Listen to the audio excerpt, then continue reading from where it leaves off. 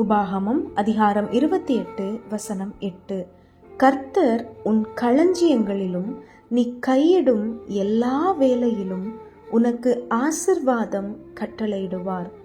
உன் தேவனாகிய கர்த்தர் உனக்கு கொடுக்கும் தேசத்திலே உன்னை ஆசீர்வதிப்பார். இன்னைக்கு ஏசப்பா தருகிற ஒரு வார்த்தை, நான் உன் களஞ்சியங்களை ஆசீர்வதிப்பேன்.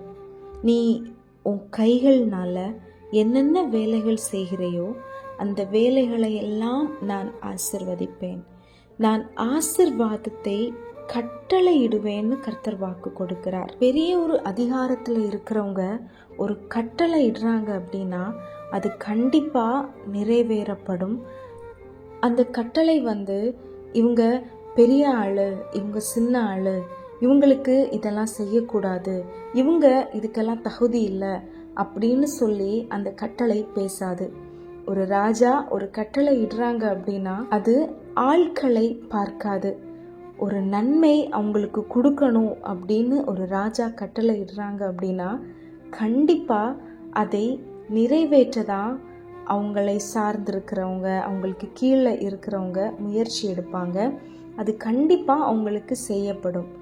இன்னைக்கு நம்மோடு பேசுகிறவர் ராஜாக்களை தள்ளி ராஜாக்களை ஏற்படுத்துகிற ராஜாதி ராஜா. வானம் அவருடைய சிங்காசனம், பூமி அவருடைய பாதபடி. பெரிய தேவனை தான் நம்ம ஒவ்வொரு நாளும் வர்ஷிப் பண்ணி கொண்டிருக்கிறோம், தொழுது கொண்டிருக்கிறோம். அவர்தான் டெய்லி நம்ம கூட பேசிட்டு இருக்கிறாங்க. கர்த்தர் உங்க களஞ்சியங்களில் நீங்க செய்கிற எல்லா வேலைகளிலையும் ஆசீர்வாதத்தை கட்டளை இடுகிறார். எங்கேயோ கொண்டு போய் அல்ல, கர்த்தர் உங்களுக்கு கொடுத்த தேசத்துல, நீங்க எந்தெந்த தேசத்துல அவமானப்பட்டீங்களோ, எந்தெந்த மனிதர்களுக்கு முன்பாக தலை குனிந்து நின்னீங்களோ, எந்தெந்த இடங்கள்ல இனிமே நான் இந்த இடத்துல இருக்கவே கூடாது, அவமானம் தாங்க முடியல, இந்த மனிதர்களை ஃபேஸ் பண்ண எனக்கு தைரியம் இல்லை, எந்தெந்த சூழ்நிலைகளில் ஒழித்து கொண்டீங்களோ, எந்தெந்த மனிதர்களை பார்த்து ஒழித்து ஓடுனீங்களோ, அதே மனிதர்கள் முன்பாக அதே தேசத்துல கர்த்தர் உங்களை ஆசீர்வதிக்க போகிறார். ஏசப்பா தருகிற வார்த்தை அது சும்மா அப்படி சொல்லிட்டு போகிற வார்த்தை இல்லைங்க, அது நிறைவேறுகிற வார்த்தை. அப்பா சொன்னாங்க அப்படின்னா கண்டிப்பா அந்த வார்த்தை உங்க வாழ்க்கையில நிறைவேறும். ஏசப்பா நம்மளை கம்ஃபர்ட் பண்ணுவாங்க. ஆனா குறித்த நாளுக்கு நடக்க போகிறதை குறித்து இப்போவே நமக்கு சொல்லி நம்மளை கம்ஃபர்ட் பண்ணி அதற்கு ப்ரிப்பேர் பண்ணி நம்மளை ஏற்ற நேரத்தில் அந்த இடத்துல அந்த ஸ்தானங்களில் கொண்டு போய் நிறுத்துவார். இன்னைக்கு கர்த்தர் நம்மை ஆசீர்வதிக்கிறார். ஆசீர்வாதமான வார்த்தையை நம்ம தலையின் மேலே வைக்கிறாங்க. தலையின் மேலே கை வச்சு இந்த வார்த்தையை நம்ம சேர்ந்து சொல்லாமா? கர்த்தர் என் களஞ்சியங்களிலும் நான் கையிடும் எல்லா வேலைகளிலும் எனக்கு ஆசீர்வாதத்தை கட்டளை இடுகிறார்.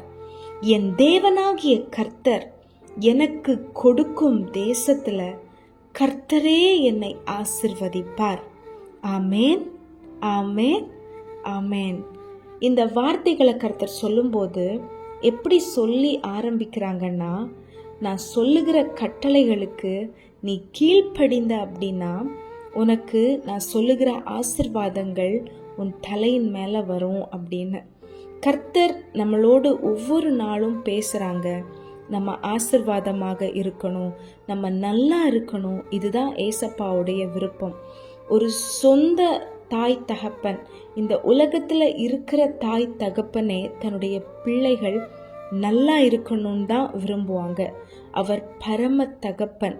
நம்ம நல்லா இருக்கணும் தான் ஏசப்பா ஆசைப்படுறாங்க. ஆனால் ஏசப்பாவுடைய ப்ராசஸ்ல நம்மளை உடைத்து அவருக்கேற்ற பாத்திரமாக உருவாக்கி அந்த ஆசீர்வாதத்தை எப்படி ஹேண்டில் பண்ணணும், எப்படி அதை எடுத்துட்டு போகணும், அதை நெக்ஸ்ட் பை நெக்ஸ்ட் லெவல் எப்படி கொண்டு போகணும், இது எல்லாமே நமக்கு கற்றுத்தந்து நமக்கு சொல்லி தந்து அந்த ஆசீர்வாதத்தை எப்படி பத்திரப்படுத்தணும், அதை மற்றவர்களுக்கு எப்படி சொல்லி கொடுக்கணும், இதெல்லாமே நமக்கு சொல்லி தந்துட்டு தான் அதை நம்ம கையில் கொடுப்பாங்க. அதோட வேல்யூவை நமக்கு காண்பித்துட்டு தான் அதை நமக்கு தருவாங்க. இப்போது ஃப்ரீயாக கொடுக்குற பொருளுக்கும் நம்ம விலை கொடுத்து வாங்குகிற பொருளுக்கும் அதை நம்ம ஹேண்டில் பண்ணுற விதம் நமக்கு நல்லாவே புரியும். அதே மாதிரி தாங்க, நம்ம ஈஸியாக சம்திங் நமக்கு கிடச்சிருச்சுன்னா அதோட அருமை நமக்கு தெரியாது. அதை நம்ம அதை ஹேண்டில் பண்ண மாட்டோம் கரெக்டாக. அது அப்படியே நம்ம அசால்ட்டாக விட்டுருவோம். ஆனால் ஏசப்பா அதுக்கேற்ற மாதிரி நம்மளை வணைந்து தான் அதை நம்ம கையில் கொடுப்பாங்க. He's a perfect God, he's an awesome God. ஏசப்பாவை வர்ணிக்க வார்த்தைகளே இல்லைங்க. அதனால் ஒவ்வொரு நாளும் நம்மை நாம் சரி பண்ண ஆரம்பிக்கலாம். மற்றவர்களையே குற்றப்படுத்திட்டு இருக்கிறோமா, மற்றவர்களையே குறை சொல்லிட்டு இருக்கிறோமா, இவங்களால தான் நான் இப்படி இருக்கிறேன், இவங்களால தான் என் வாழ்க்கையில் ஆசீர்வாதம் இல்லைங்க. யாருமே நம்மளுடைய ஆசீர்வாதத்துக்கு தடை இல்லை. சில தலைமுறை சாபங்கள், பேட்டர்ன்ஸ் நம்மளை தொடரும், உண்மைதான். ஆனால் ஏசப்பா அது சிலுவையில் நமக்காக ஜெயித்துட்டார்ல. அதை நம்ம கிளைம் பண்ணும்போது கண்டிப்பாக அந்த சாபங்கள், மந்திர கிரியைகள் எதுவுமே நம்மளை தொடராது. அது நம்ம வாழ்க்கையில் பலிக்காது. ஸோ யாரும் நம்மளுடைய ஆசீர்வாதத்துக்கு தடை இல்லை. நாம் மாறும்போது, நம்மளுடைய சிந்தை மாறும்போது, நம்மளுடைய பார்வை மாறும்போது, நம்மளுடைய பேச்சு மாறும்போது, நம்ம நினைக்கிற நினைவுகள் இதெல்லாம் மாறும்போது தன்னை போல ஆசீர்வாதம் நம்மளுடைய வாழ்க்கையில் தேடி வரும். ஆமாம், பழையதை நம்ம நினைக்கக்கூடாது, பழசை பற்றி நம்ம பேசக்கூடாது. பழையதை யோசிக்க புதிய காரியங்கள் அது தடைப்படும். இதுதான் அதோட சீக்கிரட்டே. புதுசாக ஒன்று நடக்கலை அப்படின்னா நம்ம பழசையே யோசிச்சுட்டு இருக்கிறோம், பழசையே பேசிகிட்டு இருக்கிறோம்னு அர்த்தம். நம்ம மனுஷங்க தான், நமக்குள்ள பழைய காரியங்கள் வரும், நினைவுக்கு வரும். சிலவைகளை பார்க்கும்போது, சிலவைகள் நடக்கும்போது நினைவுக்கு வரும். ஆனால் அது வரும்போது நம்ம என்ன பண்ணணும் தெரியுமா? முந்தினவைகளை நினைக்க வேண்டாம், பூர்வமானவைகளை சிந்திக்க வேண்டாம்.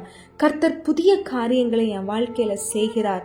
இந்த வசனத்தை சொல்லிட்டே இருங்க. இயேசுவின் நாமத்தினால இந்த நடந்து முடிந்த இந்த பழைய காரியங்கள் எல்லாம் என்னை விட்டு மாறட்டும். ப்ரேயர் பண்ணுங்க, அது அப்படியே மாறி போகும். வசனம் நமக்கு இருக்குங்க.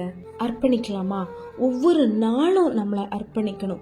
ஒவ்வொரு நேரமும் ஒவ்வொரு செகண்டும் அர்ப்பணிச்சுட்டே இருக்கணும். ஏசப்பா, என்னை அர்ப்பணிக்கிறேன், உமக்கு பிரியமாய் நடக்கணும், உமக்கு பிரியமாய் பேசணும், உமக்கு பிரியமாய் காரியங்களை செய்யணும். உங்களை நான் துக்கப்படுத்தக்கூடாதுப்பா, உங்களை நான் கஷ்டப்படுத்தக்கூடாதுப்பா, நீங்கள் விரும்பாததை நான் செய்யக்கூடாதுப்பா, என்னை அர்ப்பணிக்கிறேன்னு சொல்லுங்க.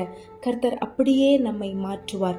ஏசப்பாவை பிரியப்படுத்துகிற பிள்ளைகளாய், ஏசப்பாவுக்கு ஏற்ற பாத்திரமாக நம்ம மாறலாம். அதுக்காக நம்ம ஆசைப்பட்டு ஏசப்பாவுக்கிட்ட அர்ப்பணிச்சு நம்ம ஏறெடுத்த ஜெபத்தை ஏசப்பா நமக்கு கேட்டு நம்மை ஏசப்பாவுக்கு பிரியமான பாத்திரமாக மாற்றுவார்.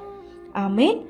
உங்களுடைய களஞ்சியங்களில், உங்களுடைய கை செய்யும் எல்லா வேலைகளிலும் கர்த்தர் ஆசீர்வாதத்தை கட்டளையிடுகிறார்.